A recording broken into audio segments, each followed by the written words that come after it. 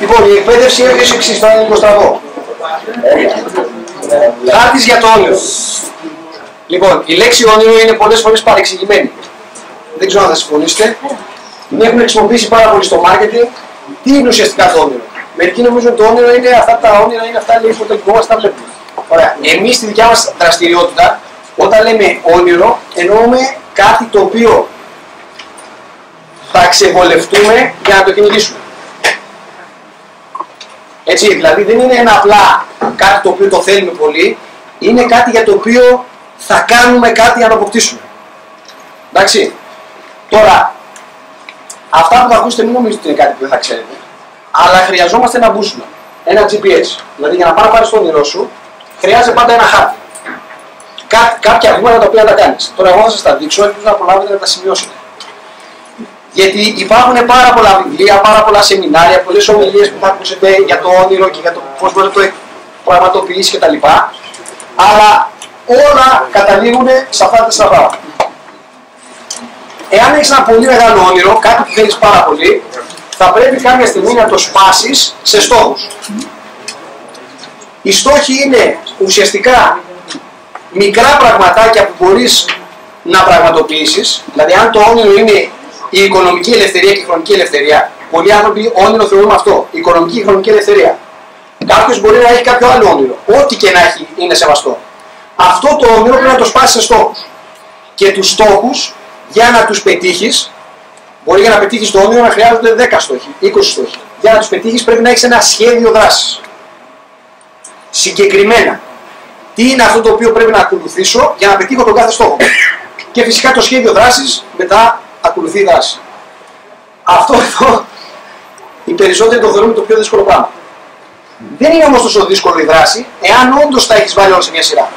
Το πρόβλημα με τους περισσότερους από εμάς είναι ότι αυτό που λέμε τρέχουμε σαν ακέφαλα κοτόπουλα στη ζωή.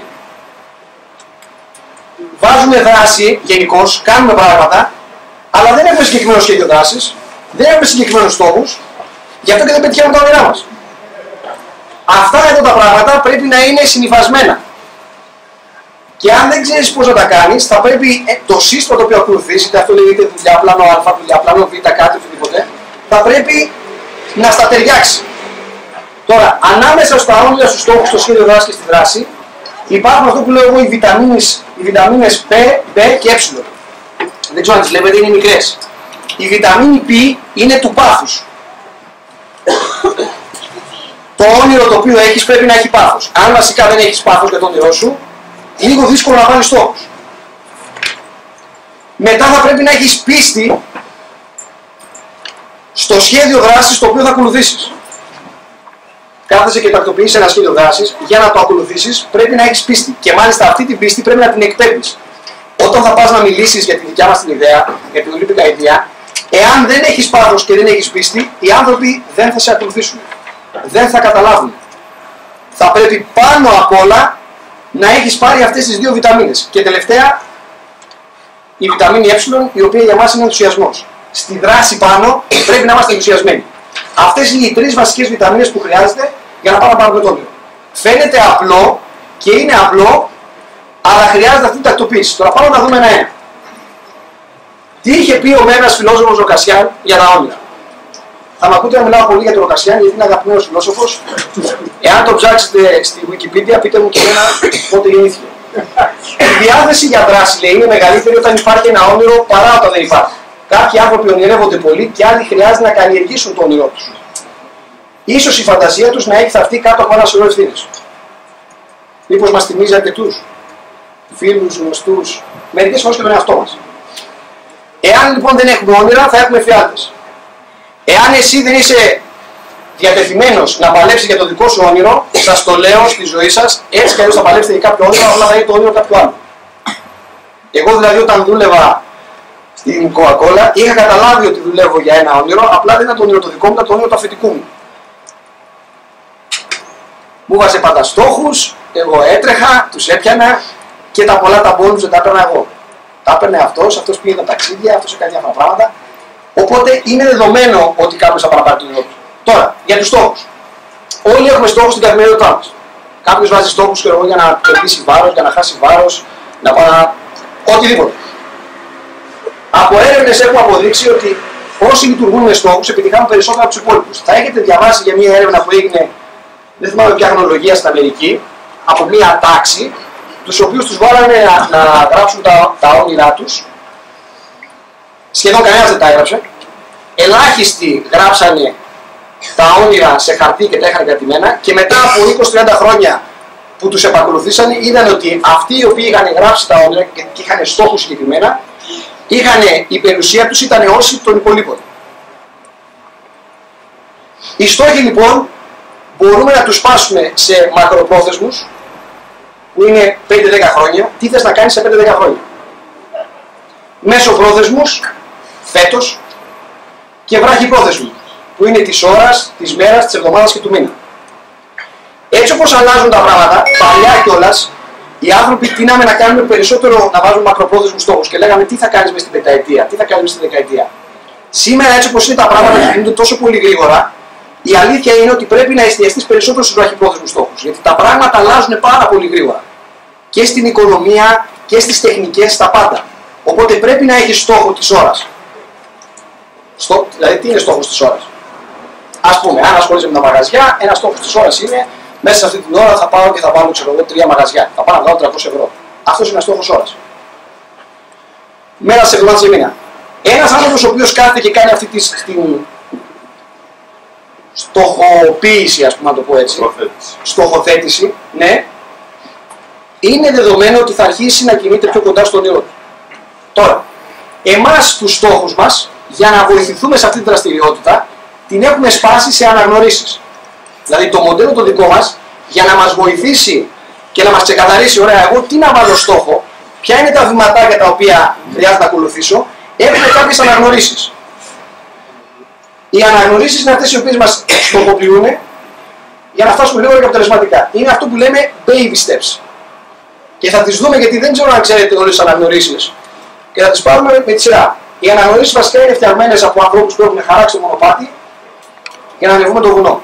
Που σημαίνει ότι οι αναγνωρίσεις πάντα σε κάθε σύστημα τις έχουν βγάλει αυτοί οι οποίοι έτσι και αλλιώς έχουν φτάσει, ξέρουν ακριβώς πώς πρέπει να γίνει δουλειά και σου λένε στο σπάνε σε μικρά πράγματα. Θα κάνεις μετά αυτό, μετά αυτό, μετά εκείνο, μετά το άλλο. Ποιες είναι οι δικές μας αναγνωρίσεις? Και θα γίνουν αυτές οι αναγνωρίσεις στο ταξίδι το τριήμερο το Μάιο, 9 με 10 Μαΐου. Και μπορεί να αρχίσουμε να αναγνωρίζουμε και εδώ σιγά σιγά πράγματα. Η πρώτη αναγνώριση ονομάζεται free. Είναι φυσικά όταν κάποιος βάζει την τριάδα του. Εάν πας και βάλεις τους 3 δικούς σου κτλ., γίνεσαι δωρεάν, free στο πρόγραμμα. Δηλαδή ουσιαστικά δεν χρειάζεται να πληρώνεις. Θα μου πεις, μισό λεπτό, τότε δεν είσαι που είσαι, ξέρω εγώ, χάλκινος. Η εταιρεία το ονομάζει χάλκινο. Εμείς δεν το ονομάζουμε free, γιατί νομίζω ότι το free μας πάει περισσότερο.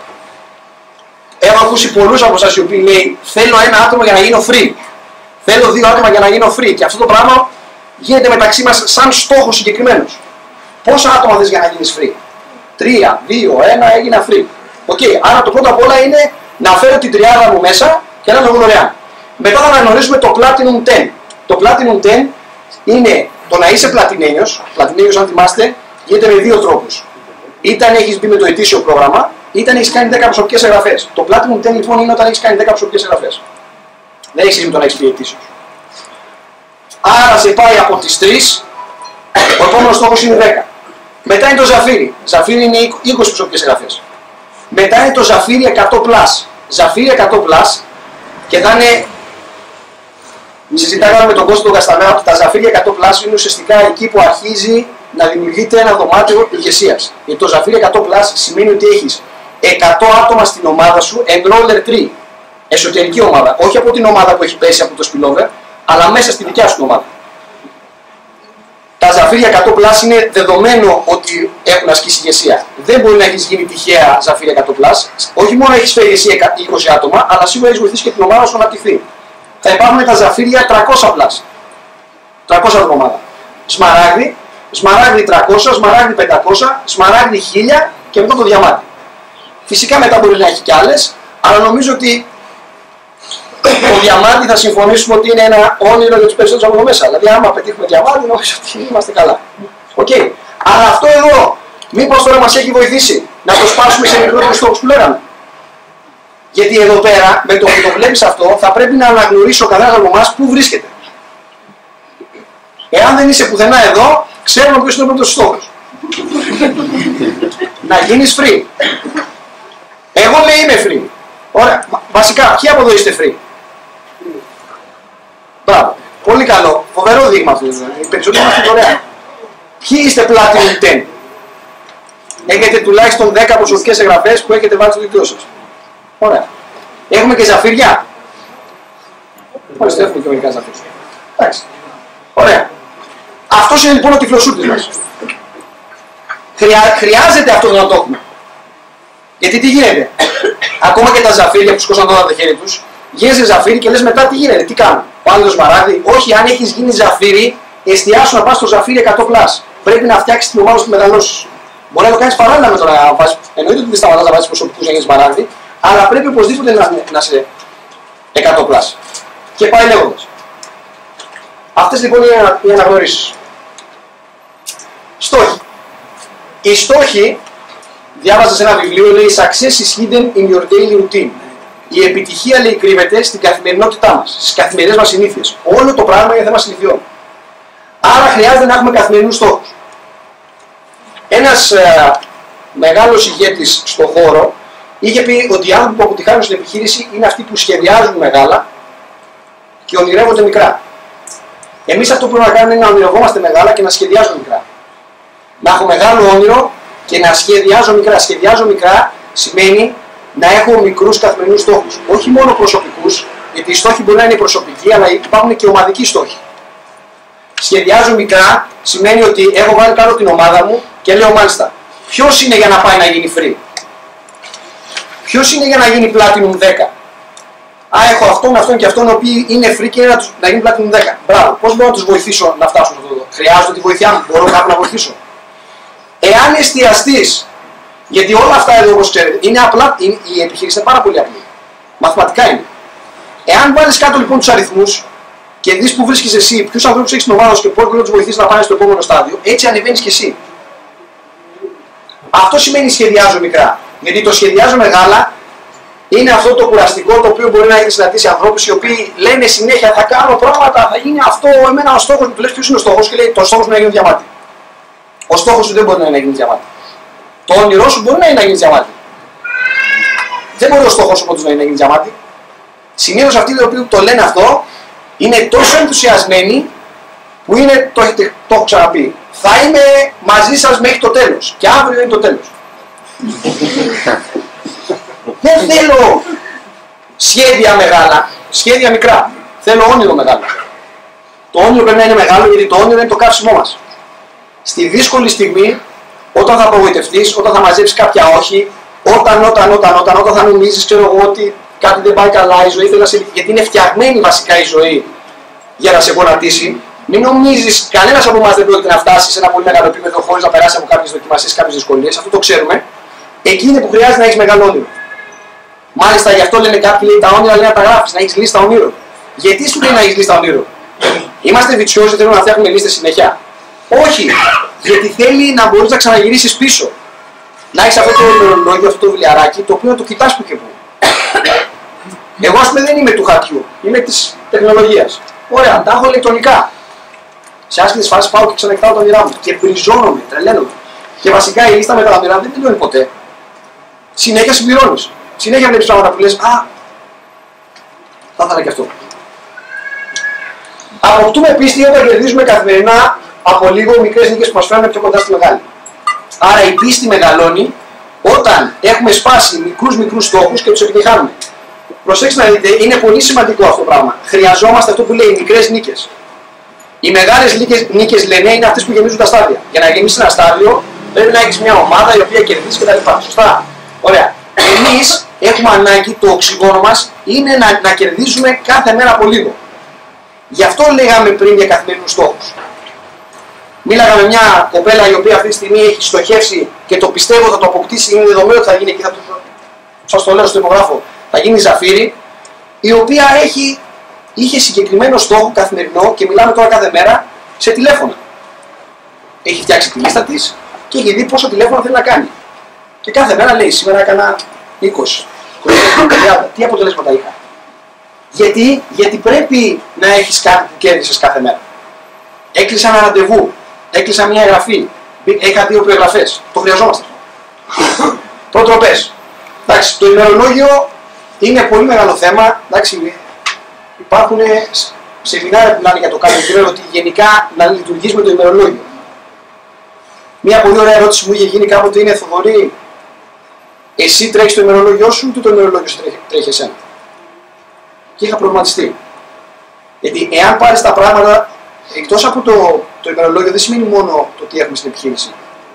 Γιατί υπάρχουν κοινωνικά που πρέπει να συμμετέχουν, οικογενειακά, γιορτές, διάφορα πράγματα. Εάν τα έχεις οργανωμένα, τότε δεν σε τρέχει το ημερολόγιο. Δεν πηγαίνεις δεξιά-αριστερά, με σε πήρε τηλέφωνο, ξέχασα μου και ο φίλος μου, ο γιο μου, έχω να πει. Και σε τρέχει και σε πηγαίνει αυτό, εσύ το τρέχεις. Προπονητική. Είναι καλό λοιπόν να έχεις ένα προπονητή. Δεν είναι υποχρεωτικό, δεν είναι απαραίτητο, αλλά είναι καλό να έχεις ένα προπονητή. Προπονητής τι σημαίνει? Προπονητής, όπως και στα αθλήματα, υπάρχει κάποιος ο οποίος έχει περπατήσει, ξέρει και πλέον αναλαμβάνει να σου πει τα μυστικά. Το ίδιο πράγμα είναι και εδώ. Υπάρχουν κάποιοι άνθρωποι οι οποίοι είναι μετά από σένα. Σε επίπεδο. Ποιος είναι στη γραμμή αναδοχή σου που είναι Ζαφύρι? Με κάποιον λοιπόν είναι καλό να μιλάς και να τσεκάρεις τη δράση σου. Εμένα πάντοτε μου άρεσε να τσεκάρω τη δράση μου. Γιατί μπορεί να κάνεις πάρα πολλά πράγματα και να κάνεις λάθος. Δεν θέλεις να πας σε αυτό το στάδιο. Δεν θες να έχεις εξαντλήσει όλη σου τη λίστα, να έχεις κάνει όλο το ραντεβού και τελικά να καταλάβεις ότι τα έκανες λάθος. Μου λέει ένας φίλος μου, η εξάσκηση, μου λέει Θοδωρή, η εξάσκηση είναι πολύ μεγάλο πράγμα. Η εξάσκηση είναι που δημιουργεί την τελειότητα. Η εξάσκηση δεν δημιουργεί τελειότητα, η εξάσκηση δημιουργεί μονιμότητα. Εάν εξασκήσεις συνέχεια λάθος σε κάτι, θα γίνεις πολύ καλός σε αυτό. Γι' αυτό είναι καλό να έχουμε προπονητή. Σε αναστροφή. Εντάξει. Εδώ είμαστε ένα περιβάλλον. Ο λόγος που κάνουμε το τριήμερο 9 με 11 Μαΐου είναι ακριβώς αυτός. Γιατί θέλουμε να συναστροφόμαστε μαζί μας. Πολλές φορές μετά από την παρουσίαση, κάποιοι πηγαίνουμε κάτω και καθόμαστε, τρώμε, παίρνουμε τίποτα παιχνίδια, ας πούμε, κτλ. Και περνάμε καλά, γιατί η συναναστροφή με ανθρώπους οι οποίοι είναι θετικοί, είναι αυτό που λέω εγώ πλανοβιτάρι, σου δίνει. Δεν είναι μόνο να βγάλουμε λεφτά να χτίσουμε την επιχείρηση. Όταν είσαι έξω και δέχεσαι συνέχεια επιθέσεις αρνητικής ενέργειας, αυτό το πράγμα πρέπει κάποια στιγμή να το ξεβράσεις. Τώρα πάρα πολλοί νομίζω ότι το κάνουν μόνοι τους. Εγώ προσωπικά το κατάλαβα ποτέ. Έχω καταλάβει ότι η συναναστροφή μου με θετικούς ανθρώπους, με ανθρώπους τι σημαίνει θετικός, ότι δεν έχει προβλήματα, ότι διασκέφτεται αρνητικά. Όχι, απλά όταν μπαίνουμε σε αυτή την αίθουσα, το έχουμε ξαναπεί, αφήνουμε τα προβλήματα μας έξω από την πόρτα και μπαίνουμε μέσα. Και μετά όταν ξαναβγαίνουμε, τα ξαναπαίρνει ο καθένας, ελπίζω ο καθένας να παίρνει τα δικά του και να μην μπαίνει αλλού. Αλλά έχουμε αποφασίσει ότι μεταξύ μας όταν θα βρισκόμαστε θα είμαστε θετικοί. Δεν θα αναπαράγουμε τις αρνητικούρες. Σίγουρα, δηλαδή η αρνητική, το να συζητήσουμε για αρνητικά είναι πολύ εύκολο. Δηλαδή, αν κάνουμε ένα κλικ και το επιτρέψουμε και αρχίσουμε να σχολιάζουμε ο καθένας εδώ πέρα, τι δεν μας αρέσει, τι τέτοιο, πώς είναι η μύτη σου εσένα, πώς είναι. Ρε παιδιά, έχουμε όλοι μάστερ σε αυτό. Μάστερ. Το θέμα είναι το άλλο. Πώς θα θρέψουμε το θετικό σκυλί μέσα μας, γιατί μέσα μας ο εγκέφαλος έχει 2 σκυλιά. Ένα αρνητικό και ένα θετικό. Το αρνητικό έχει γίνει τόφαλος. Γιατί δεν το θρέφουμε μόνο εμείς, το θρέφει η τηλεόραση, οι φίλοι, η οικογένεια, το περιβάλλον κτλ. Αυτό το σκυλί τρώει συνέχεια. Τρώει πολύ παραπάνω από όσο θα να τρώει. Το θετικό σκυλί που θέλει να γαυγίσει μέσα μας και να μας πει πράγματα, είμαστε οι μοναδικοί υπεύθυνοι για να το θρέψουμε και δυστυχώς το θρέφουμε λίγο. Γι' αυτό χρειαζόμαστε σαν αναστροφή. Εντάξει, παροιμίες των αρχαίων Ελλήνων παίζουν το φίλο να σου πω ποιος είναι. Άμα κάνεις παρέα με σκύλους θα γεμίσεις ψήλους, τα ξέρετε όλα αυτά, έτσι. Γιατί στοχοποιώ και γιατί να είμαι υπόλογος. Ο λόγος που θέλω να στοχοποιήσω είναι για να κρατηθώ εστιασμένος. Προσέξτε. Ο λόγος για να στοχοποιήσω είναι η εστίαση. Η στοχοποίηση με βοηθάει να εστιάσω για να πετύχω κάτι. Ο λόγος που είμαι υπόλογος, έχω δηλαδή κάποιο προπονητή και τα λέω μαζί κτλ. Είναι για να κρατηθώ εστιασμένος. Ποια είναι η συνείδηση της στοχοποίησης? Η συνείδηση της στοχοποίησης είναι κάνω ό,τι μπορώ και μην το παραπάνω. Υπάρχει αυτό που λένε η πίεση της απόδοσης, που σημαίνει να βάλεις τον εαυτό σου σε 10% πίεση παραπάνω από αυτό που νομίζεις ότι αντέχεις. Αυτό που νομίζουμε ότι αντέχουμε είναι πολύ λίγο από αυτό που πραγματικά αντέχουμε. Αν έχεις πάει στις ειδικές δυνάμεις, το έχεις καταλάβει σίγουρα αυτό. Αποκτούμε λοιπόν πίστη. Όχι, γυρίσαμε πίσω. Και πώς θα οδηγήσει μια εκθετική ανάπτυξη. Η εκθετική ανάπτυξη τι είναι? Το 3 να γίνει 20, το 20 να γίνει 100, 1000 και παλαιότερες. Την εκθετική ανάπτυξη, αυτό είναι πολύ μεγάλο debate στο θέμα της στοχοποίησης. Πολλοί λένε δεν υπάρχει λόγος να κάνω στοχοποίηση στο δωρή, γιατί εγώ θέλω να αναπτυχθώ εκθετικά. Και δεν μπορείς να στοχοποιήσεις μια εκθετική ανάπτυξη, γιατί συνήθως η στοχοποίηση είναι πάντοτε γραμμική. Είναι σε μικρά πράγματα. Η αλήθεια είναι ότι ποτέ δεν μπορείς να στοχοποιήσεις μια εκθετική ανάπτυξη. Δηλαδή δεν μπορείς να πεις η ομάδα μου τώρα είναι 10 και θα στοχοποιήσω να πάω στους 500. Αυτό είναι εκθετική ανάπτυξη. Δεν το στοχοποιείς αυτό. Εσύ αυτό που κάνεις είναι να στοχοποιείς σε μικρά συγκεκριμένα πράγματα. Το τι πρέπει να κάνεις στη δράση σου. Και η εκθετική ανάπτυξη έρχεται. Υπάρχει ένα φαινόμενο στο δικτυακό που λέγεται κβαντικό πήδημα, quantum leap. Και είναι πολύ συχνό. Το οποίο εσύ την ώρα που κάνεις πράγματα, μαζεύεται ενέργεια στο ελαττήριο, η οποία δεν φαίνεται εξωτερικά, και ξαφνικά γίνεται μια εκτείναξη. Και βλέπεις μια ομάδα, εκεί που ήταν, ξέρω εγώ, ήταν η κλασική ομάδα, μωρέ, ήταν 10-15 άτομα, άντι ξέρω γίνανε 20 κτλ. Μέσα σε ένα μήνα γίνανε 150. Αυτή εδώ η ομάδα σημαίνει ότι τον προηγούμενο καιρό, τις προηγούμενες μέρες, τον προηγούμενο μήνα, κάνανε συνέχεια κάτι, είχαν μια καθημερινή συνήθεια, κάτι σωστά, δεν είχε φανεί ακόμα το αποτέλεσμα και φάνηκε κατευθείαν, έγινε το πάω. Προκλήσεις και προβληματισμοί. Το πρόβλημα του περισσότερου από εμάς είναι η συνέχεια. Τι εννοούμε συνέχεια? Ό,τι κάνουμε, σταματάμε. Μετά ξαναβάζουμε λίγη δράση, μετά ξανασταματάμε. Μετά σταματάμε, μετά σταματάμε λίγο πιο πολύ, μετά φορτσάρουμε, μετά σταματάμε. Αυτό εδώ δεν μπορείτε να φανταστείτε πόσο μεγάλο πρόβλημα είναι στη δικιά μας δραστηριότητα. Σε όλες τις δραστηριότητες ισχύει αυτό. Μάλιστα οι ειδικοί λένε ότι είναι καλύτερο να έχεις μια συνέχεια, να έχεις μέση ένταση, αλλά να είναι συνεχής, θα έχεις μεγαλύτερο αποτέλεσμα από το να είσαι μία με τεράστια ένταση, μία καθόλου. Μία τεράστια ένταση μετά καθόλου. Αυτό το καθόλου είναι που το σκοτώνει. Αυτό που θέλω να έχεις στο μυαλό σας είναι η εξής εικόνα. Έχεις ένα αυτοκίνητο και θες να το σπρώξεις. Προφανώς δεν θα το σπρώξεις μόνος σου, φωνάζεις και 2-3 φίλους και αρχίζετε και σπρώχνετε μαζί. Το αυτοκίνητο στην αρχή, η δυσκολία είναι στην αρχή για να τσουλήσει. Με το που αρχίσει και τσουλάει, γιατί όλη η προσπάθεια είναι στην αρχή για να το κάνει να τσουλήσει. Μετά με το που αρχίσει να τσουλάει, αρχίζει να τσουλάει πιο εύκολα. Δηλαδή πραγματικά μόνο και να μην χρειάζονται οι άλλοι. Με το ένα χέρι μπορείς να το πηγαίνεις. Εάν όμως ξαφνικά σταματήσεις και το αυτοκίνητο έρθει σε μηδενική ταχύτητα, πόσο δύσκολο είναι ξανά να το ξανακάνει να τσουλήσει. Αυτό είναι το πρόβλημα με τη συνέχεια. Εάν είναι να δημιουργήσει μια ορμή, δημιούργησε την και μετά κάνε να είσαι στη συντήρηση. Μια ερώτηση που μου είχε γίνει και μου άρεσε πάρα πολύ είναι τι μας κοστίζει να έχουμε όνειρα και στόχους. Δεν το είχα σκεφτεί ποτέ αυτό. Και μετά κατευθείαν από αυτήν την ερώτηση έρχεται η επόμενη. Τι σου κοστίζει να μην έχεις όνειρα. Αυτό είναι τρομακτικό βασικά. Γιατί αποφεύγουν οι άνθρωποι να βάζουν στόχους? Οι τρεις βασικότεροι λόγοι είναι απογοήτευση, απόρριψη και φόβο. Και ας τα δούμε ένα-ένα. Απογοήτευση. Δεν είναι λέει κακό να απογοητευόμαστε, το κακό είναι να αποκαρδιώνεσαι. Υπάρχει διαφορά μεταξύ απογοήτευσης και αποκαρδίωσης. Η αποκαρδίωση έχει σχέση με την καρδιά. Η απογοήτευση σημαίνει ότι φεύγει η γοητεία. Δεν πειράζει. Η αποκαρδίωση είναι ξερίζωμα της καρδιάς. Εκεί αυτό είναι που δεν πρέπει να επιτρέψει να γίνει. Όταν βάζουμε στόχους, συχνά απογοητευόμαστε, είναι ανθρώπινο. Δεν πρέπει απλά να αποκαρδινόμαστε. Νικητής, λέει, δεν είναι αυτός ο οποίος δεν πέφτει, αλλά είναι αυτός που σηκώνεται κάθε φορά που πέφτει.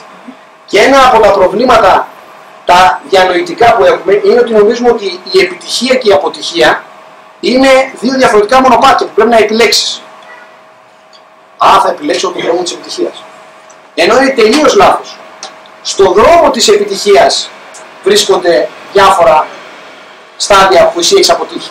Δεν υπάρχει βασικά περίπτωση να πετύχεις χωρίς να αποτύχεις πάρα πολλές φορές. Άρα, όταν πολλές φορές συζητάμε στο τηλέφωνο ή υπάρχει ας πούμε μια απογοήτευση. Εσύ ήταν έτοιμος να ξεκινήσει. Έτοιμος. Και με πήρε τηλέφωνο και μου είπε όχι. Αυτό δεν είναι λόγος για να τα παρατήσω.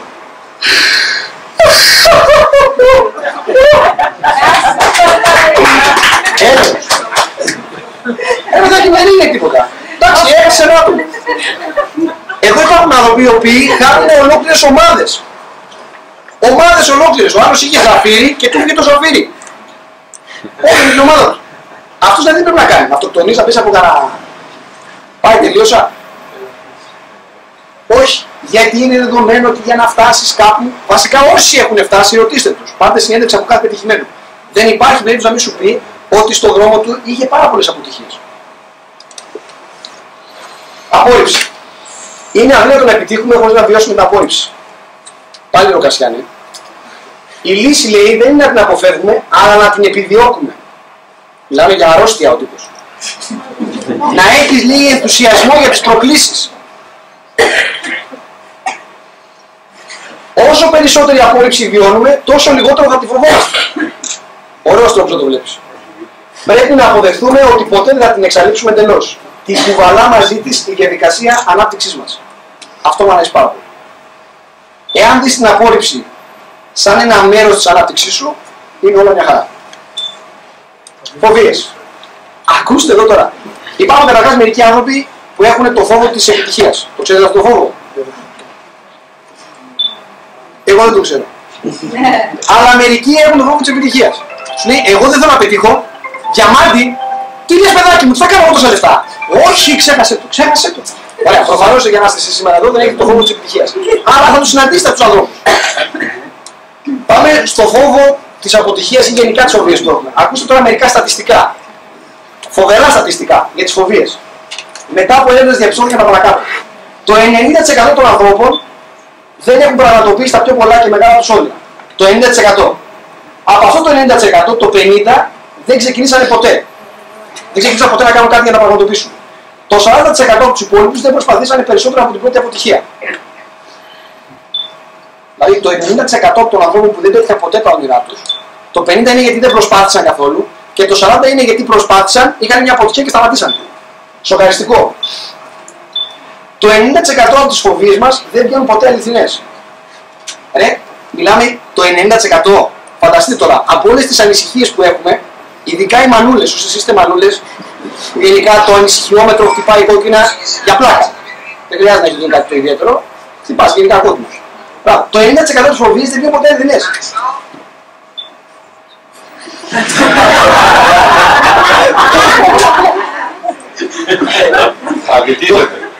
Το 30% από αυτές δεν είναι λέει καν πιθανό να συμβούν. Είναι είτε φυσικά αδύνατες, φανταστικές, βιώματα, αποκαταλήψεις. Η ενέργεια που μας ρουφούν μέσω της απογοήτευσης, της αδράνειας και της ανησυχίας μπορεί να φτάσει και το 80% αυτής που χρειαζόμαστε για να αντιμετωπίσουμε την κατάσταση. Ένα σοφό γνωμικό λέει: όταν ο φόβος χτύπησε την πόρτα, η πίστη άνοιξε και κανείς δεν ήταν εκεί. Έτσι αντιμετωπίζεις τις φοβίες. Πάμε λοιπόν στο σχέδιο δράσης. Είδαμε το όνειρο, είδαμε τους στόχους, τώρα χρειάζεται να δούμε το σχέδιο δράσης. Το σχέδιο δράσης είναι το πρακτικό κομμάτι. Τι θα κάνουμε, πώς θα το κάνουμε. Ένας στόχος χωρίς σχέδιο δράσης είναι απλά μια ευχή. Το σχέδιο δράσης λοιπόν το δικό μας έχει αυτά τα 4 πραγματάκια. Πρώτον, φτιάχνω μια λίστα. Δεύτερον, μαθαίνω να κάνω πρόσκληση. Τρίτον, δείχνω το πλάνο. 4, επακολούθηση. Φτιάχνω μια λίστα. Μια λίστα προφανώς με ανθρώπους που ξέρω. Πρόσκληση. Η πρόσκληση είναι συνήθως τηλεφωνική ή από κοντά ή μέσω ίντερνετ, μέσω Facebook κτλ. Γενικά τον προσκαλώ να έρθει να δει κάτι. Πλάνο σημαίνει ότι το επιχειρηματικό μας μοντέλο, αυτό είναι το πλάνο, είτε θα το δει στο ξενοδοχείο, είτε θα το δείξει μια καφετέρια, θα βρείτε από κοντά, θα κάνετε ένα Skype, θα τον καλέσετε, θα του στείλετε ένα βιντεάκι, θα δει το πλάνο. Και μετά η επακολούθηση που είναι γενικώς μετά το πλάνο τι κάνω, πόσες φορές θα μιλήσω μαζί του, θα λύσω τις απορίες για να προχωρήσουμε παρακάτω. Λοιπόν, αυτά και τα 4 έχει πολύ μεγάλη ανάλυση, θα πιάσουμε λίγο το κομμάτι της λίστας. Όλοι προήλθαν από κάπου τη λίστα. Αυτό είναι πολύ ωραίος τρόπος να το κοιτάξεις, γιατί όταν έρχεται η στιγμή να φτιάξεις τη δικιά σου λίστα, δεν θέλεις. Δεν έχει σκεφτεί ότι εσύ ήσουν ένα όνομα στη λίστα κάποιου ο οποίος έφερε εδώ πέρα. Λένε ότι σε κάθε λίστα υπάρχει ένα ζαφύρι, ένα σμαράγδι και ένα διαμάντι. Λένε. Ουσιαστικά αυτό που εγώ θέλω να κάνω είναι στη λίστα μου να βρω ποιος είναι το ζαφύρι, ποιος είναι το σμαράγδι, ποιος είναι το διαμάντι. Αυτό προσπαθείς να κάνεις. Δεν προσπαθείς από τη λίστα σου να τους πείσεις όλους να βγουν μέσα στην επιχείρηση. Ποτέ δεν το θέλεις αυτό το πράγμα. Καταρχάς δεν πρόκειται να γίνει. Και να τους πληρώσεις δεν πρόκειται να γίνει. Αυτό που θες να κάνεις είναι να ψάξεις να βρεις ποιος θέλει, ποιος ενδιαφέρει. Ποιους γράφουμε. Ποιους γράφουμε στη λίστα μας. Όλους. Χαίρομαι που το λέτε. Όλους. Τους γράφουμε όντως όλους.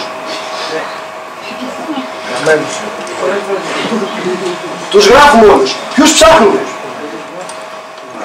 Ψάχνουμε από αυτούς που τους γράφουμε όλους, στη λίστα που τους γράφουμε όλους, τους πάντες. Ποιους ψάχνουμε. Μέσα από τη λίστα μας ψάχνουμε να βρούμε αυτούς οι οποίοι μας ψάχνουν. Αυτό πώς το πες, ψάχνουμε αυτούς που ψάχνονται. Ακριβώς. Ψάχνουμε αυτούς οι οποίοι έχουν μια ανάγκη που εμείς μπορούμε να καλύψουμε. Προσέξτε να δείτε, γιατί το επόμενο στάδιο είναι η πρόσκληση.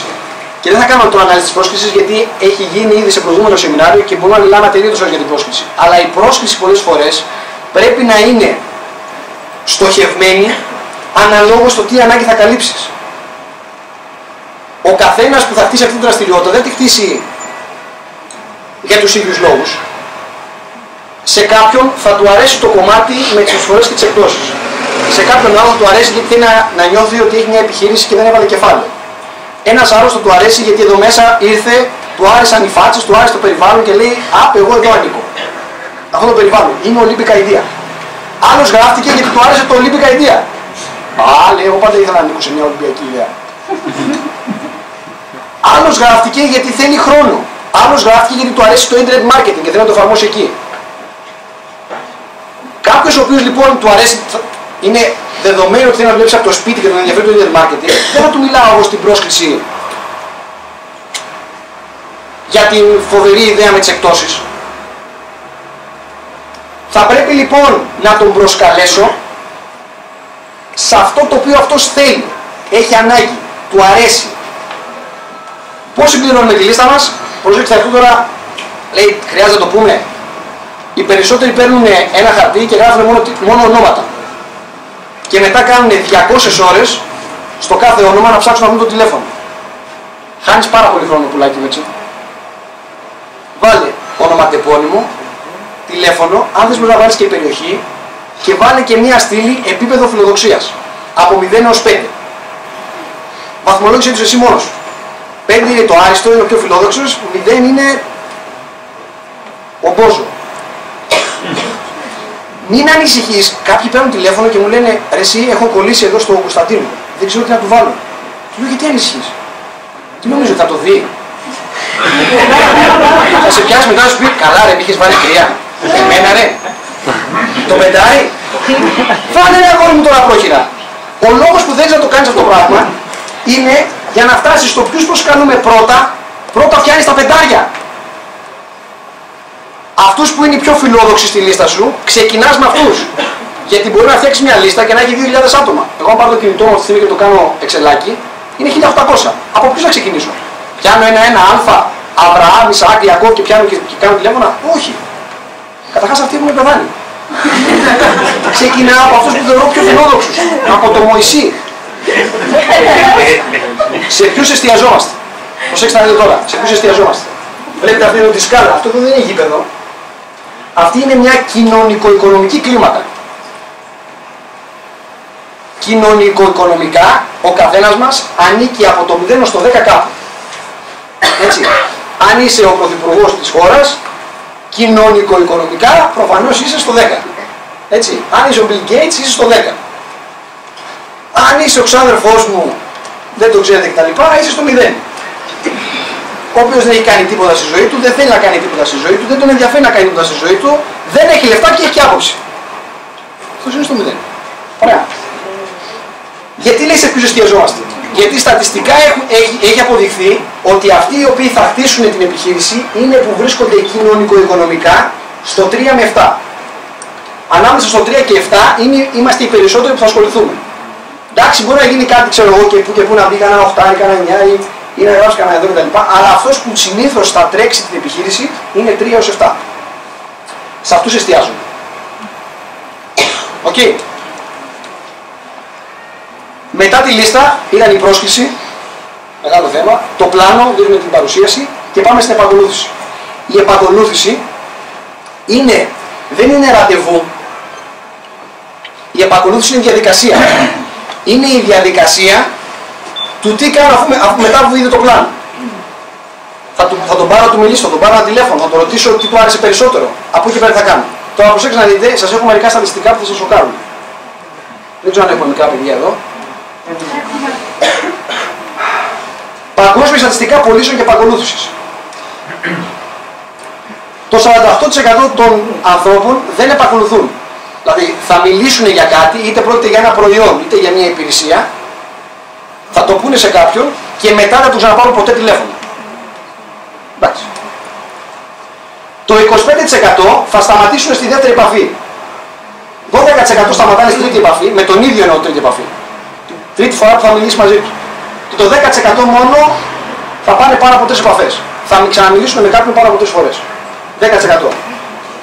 Τώρα πάμε να δούμε στα αποτελέσματα. Το 2% των πωλήσεων γίνονται στην πρώτη επαφή. Προσέξτε να δείτε.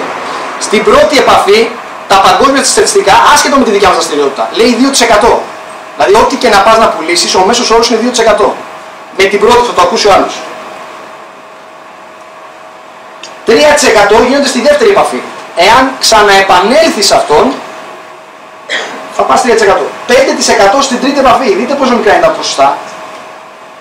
10% γίνονται στην τέταρτη επαφή. Και τώρα κρατηθείτε. Το 80% των πωλήσεων γίνονται μεταξύ 5ης και 12ης επαφής. Όταν αυτό το είχα διαβάσει, εγώ είχα σοκαριστεί πάρα πολύ. Γιατί σαν Ελληνάρας που ήμουνα, έλεγα εγώ, 5η φορά, σουρελάκι. γιατί ήμουνα τόσο στενόμυαλος και το έπαιρνα προσωπικά. Δηλαδή, εάν έναν άνθρωπο δεν τον είχα βρει στο τηλέφωνο ή τον έβρισκα σε μια δύσκολη στιγμή που δεν μπορούσε να μου απαντήσει, ήταν ξέρω εγώ γιατί κτλ. Εγώ ήμουν στο στυλ απαράτα μαζί. Και εδώ πέρα τα στατιστικά είναι το 80% των πωλήσεων γίνεται μεταξύ 5ης και 12ης. 5ης και 12ης, εδώ δεν εννοεί ότι για 5 φορές ή 6, 7, ή 8, ή 10, ή 12 εσύ παρακαλάς. Δεν μιλάει για τους παρακαλάνε. Δεν τα έχουν πάρει στατιστικά από τους τύπους στον δρόμο που είναι κάτω και λένε σε παρακαλώ. Δεν εννοεί αυτό. Εννοεί επαφή. Το ίδιο είτε το εφαρμόσεις εσύ, είτε δουλεύεις τηλεφωνικά, είτε δουλεύεις ιντερνετικά και στο internet marketing το ίδιο είναι. Όσοι ασχολείστε με το internet marketing, αν δείτε τη φόρμουλα που έχει στο internet marketing, σε κάποια φάση μπαίνουν οι autoresponder. Οι autoresponder είναι ένα σύστημα το οποίο ουσιαστικά μαζεύεις τα email ονών και τους βάζεις ένα σύστημα τους οποίους μετά τους έρχονται κάθε 2-3 μέρες τα λοιπά ένα email. Γιατί το κάνει αυτό, γιατί το σκεφτήκαν αυτό, ακριβώς για αυτή τη στατιστική. Γιατί όταν θα τους πετάξει κατευθείαν στο sale page σου, οι πιθανότητες να αγοράσεις κατευθείαν είναι λίγες, είναι 2%. Εάν όμως ξαναπάρει ένα email μετά από λίγες μέρες, το οποίο του υπενθυμίζει κάπως την ιδέα και αυτό και δεν τι έχασες. Μετά από 2-3 μέρες πάλι ένα email. Δεν γίνεις ενοχλητικός. Μάλιστα έχετε δει που σε αυτά τα email στο τέλος πάντα λέει ότι αν δεν επιθυμείς να λαμβάνεις τα email κάνει unsubscribe κτλ. Γιατί δεν είναι, η επιθυμία μας δεν είναι να πιέσουμε ή να πρίξουμε τους ανθρώπους. Αλλά θέλεις να είσαι αυτά τα στατιστικά. Το internet marketing είναι πάρα πολύ ωραίο. Άμα έχεις ένα autoresponder, όντως μπορείς να τα ρυθμίσεις και να πηγαίνουν τα μηνύματα έτσι. Κάποια στιγμή φυσικά θα πρέπει να μιλήσεις και στο τηλέφωνο. Δεν το συζητάμε. Προσέξτε, εμείς το έχουμε ξαναπεί εδώ πέρα. Παντρεύουμε το high tech με το high touch. Εγώ δεν πιστεύω ότι μόνο το high tech θα κάνει τη δουλειά ή μόνο το high touch θα κάνει τη δουλειά. Θα θέλουμε και τα δύο. Υψηλό άγγιγμα, υψηλή τεχνολογία. Το σύνθημα λοιπόν είναι ένα. Επίθεση. Και φυσικά η φωτογραφία είναι από τους 300, είναι πάνω σε κίνηση κτλ. Γιατί αυτό σημαίνει για μένα επίθεση. Προσέξτε να δείτε, είμαστε μια γεμάτη αίθουσα. Εάν εδώ πέρα το 1/10 τα πάρει στο κρανίο, δεν χρειαζόταν, δεν είναι 10.000 Σπαρτιάτες, 300 είχαν. Ο λόγος που θέλουμε να μαζευτούμε το Μάιο και θέλω να έρθετε όλοι 9 με 10 Μαΐου είναι γιατί θέλουμε να δέσουμε τον πυρήνα. Αυτή τη στιγμή ήδη η Olympic Idea στην Ελλάδα έχει δημιουργήσει ένα πυρήνα. Ο πυρήνας είναι 10, 20, 30 άτομα. Πυρήνας τι εννοώ? Οι άνθρωποι που το έχουν πάρει προσωπικά, σαν προσωπικό στοίχημα και βγαίνουν σχεδόν καθημερινά και μιλάνε έξω για αυτήν την ιδέα. Είμαστε 10, 20 άτομα. Πώς είμαστε? Εάν αυτός ο πυρήνας γίνει 30, 40, 50 άτομα, δεν μπορείτε να φανταστείτε πού θα πάμε. Αυτό θέλουμε να πετύχουμε 9 με 11. Ναι, θα πάμε να χαλαρώσουμε, τα ποτάκια μας, τις πισίνες μας, τα αυτά, ξέρω εγώ, διάφορα κτλ. Αλλά εκεί στη χαλάρωση είναι που θα γνωριστούμε περισσότερο, θα ανταλλάξουμε ιδέες, θα δέσουμε για να πάμε στα 10.000 άτομα. Γιατί ο στόχος μας είναι αυτός. Είμαστε 1.000, ξέρω εγώ, 1.000 κάτι, θέλουμε να πάμε στα 10.000 άτομα. Για να προετοιμαστούμε λοιπόν για τα 10.000 άτομα, πρέπει να δημιουργήσουμε το στράτευμά μας.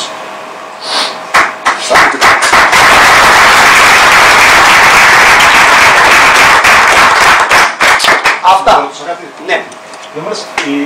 Η επανάληψη, δηλαδή μετά το πόσο χρονικό διάστημα θεωρείται σωστό ότι πρέπει να γίνεται? Για την επανάληψη. Ναι. Δεν υπάρχει ένας γενικός κανόνας για να σου πω, εξαρτάται από τον άνθρωπο. Μπορεί να μιλήσεις με κάποιον και να σου πει Νικό, ξέχασέ με για μια εβδομάδα, φεύγω ένα ταξίδι επαγγελματικό στη Ρώμη, δεν ξέρω τι μου λες, πάρε με ξέρω εγώ 13 Μαΐου. Αυτό το πάρε με 13 Μαΐου, το 90% δεν θα το κάνει ποτέ. Εδώ τι σου λένε? Πήγε στο ημερολόγιο σου, πήγε 13 Μαΐου, βάλει μια υπενθύμηση και κάνει τηλέφωνο. Όταν όμως τον κάνω τηλέφωνο, δεν πρέπει να είμαι αληθικά προκατηλημένος. Όχι, το πήρα δεύτερη φορά, πάλι θα του πω κτλ. Μάλιστα, εάν ποτέ κάποιος από εσάς αισθανθεί